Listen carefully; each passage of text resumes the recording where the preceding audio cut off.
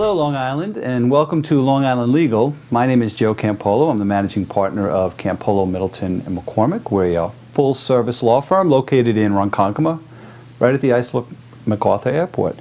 This morning, I have my friend and my colleague, Steve Levy, joining us. Steve, as you all know, was a former Suffolk County executive for 8 years, a former Suffolk County legislature, a former New York State assemblyman. Got the resume correct. And now he's trying to actually find a way to have a real job. So I've delayed it for 26 years. You've done fantastic. So Steve, thanks for joining us. I really appreciate it. I know you're a busy man these days.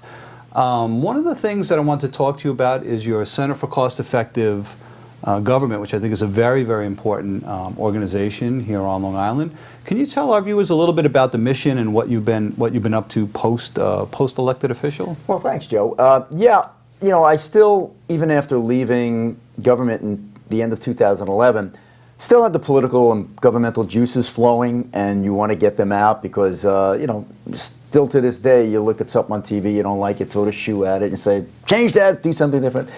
With the Center for Cost-Effective Government, we have put together a force of some of the most prestigious business and community leaders throughout Long Island to say, you know what, all of these big spending interests, they hover around the legislature all day, Albany, Washington.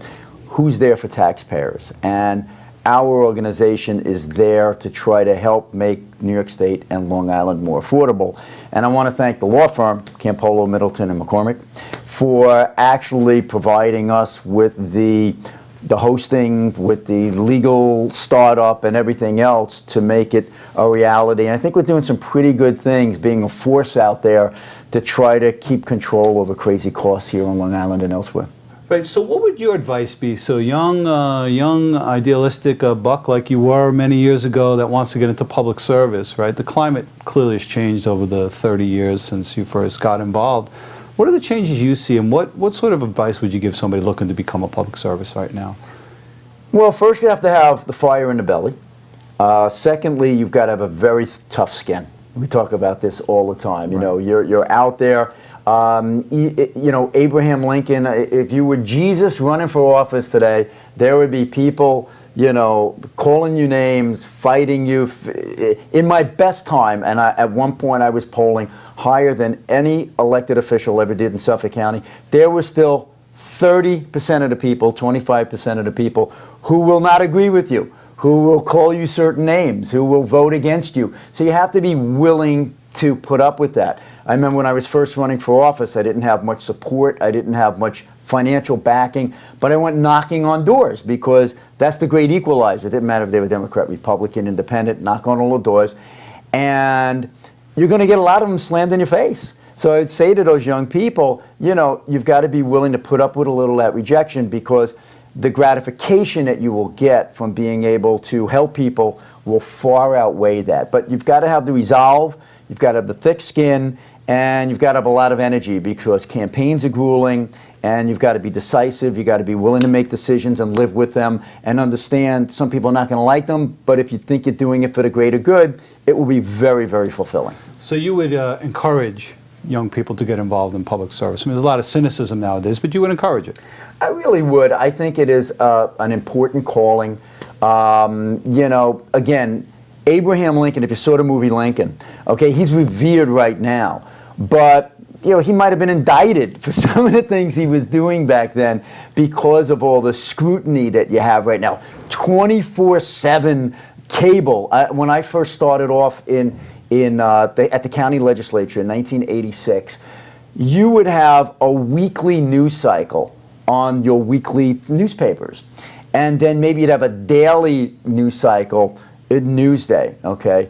Now you have an hourly news cycle, you know, from News 12, and now with the webs, all of the weekly newspapers, they're following up, or Newsday's following up every hour with different news. So it's definitely different in that regard, but it's still the same as far as you're passing laws, you're promoting laws, you're out there helping people with their constituent quality of life problems, and but I still think it's a very positive, fulfilling way of life. And if you're able to get through 10 years, 20 years in government, and you can look back on a resume of accomplishment, there's nothing finer.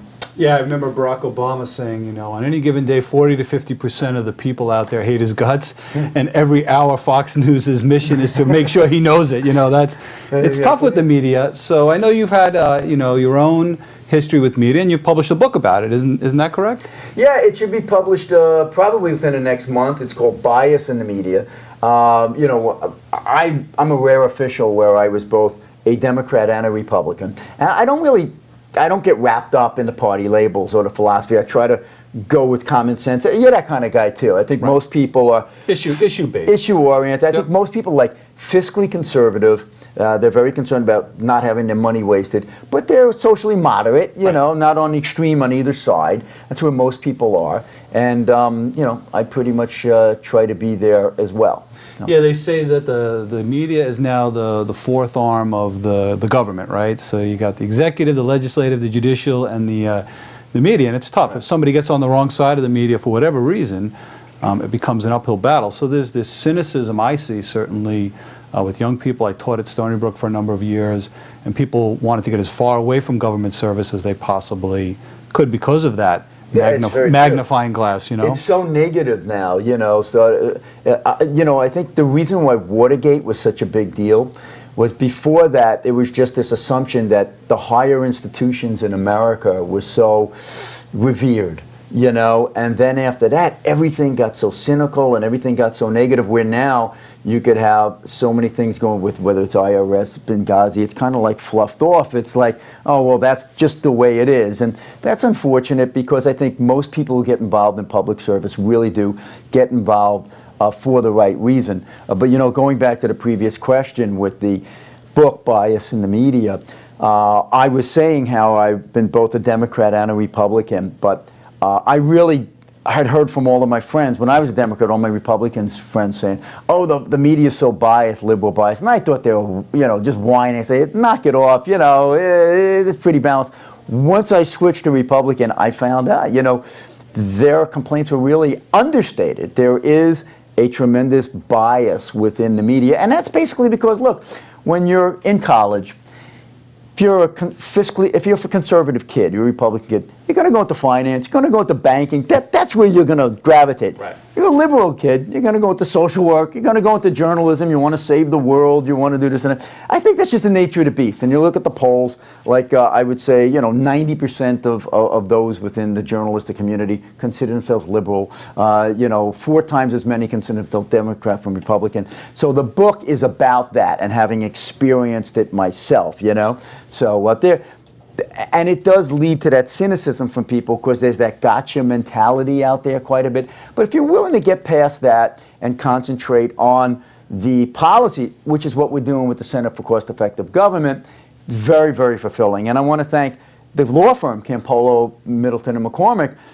You know, one of the ways we met was through the MTA tax, real policy. Right. You know, here was the government saying, hey, all of you businesses, all of you not-for-profits, you're going to have to pay this enormous tax to the MTA to support the buses and the trains. And I say, wait a minute, we're not using the subways in New York City. You know, if you want to tax people in New York City, you're taxing us.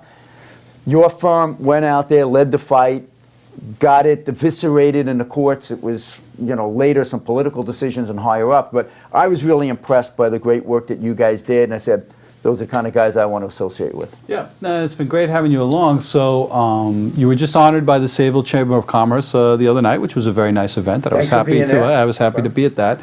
And one of the things that I think the crowd there really appreciated was, again, in this climate of negativity, hearing all of the changes you were able to effectuate over your career for the community of Sayville, which was, you know, a really great thing to hear. I'm sure a lot of them probably didn't realize it until they went through that list of things there, that government actually can be a very positive thing. Yeah. And I think that's you know, something that we need to stress. And so, you know, looking back in your years as county executive, right, what are the things you're most proud of that you were able to contribute to Suffolk County during those times? Thanks for that softball, Joe. And well, you know, I had mentioned when I was receiving the award, you know, there's the macro things that you're doing and the micro things you're doing. You know, the large scale things.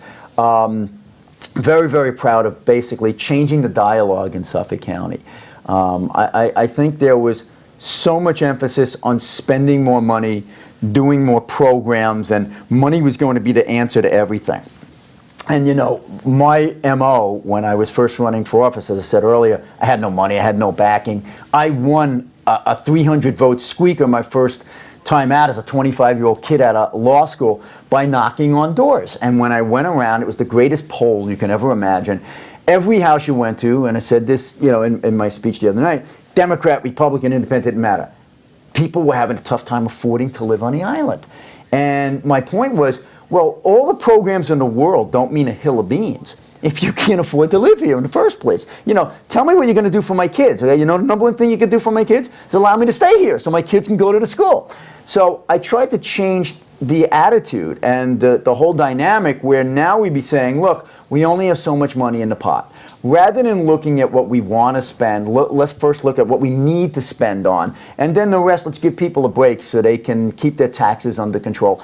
And we had 8 straight years without a general fund property tax increase, which I think was a record. We had 7 bond rating upgrades, so we were doing the right thing with our budget. We preserved 8.5 times the size of Central Park. You think how big Central Park is?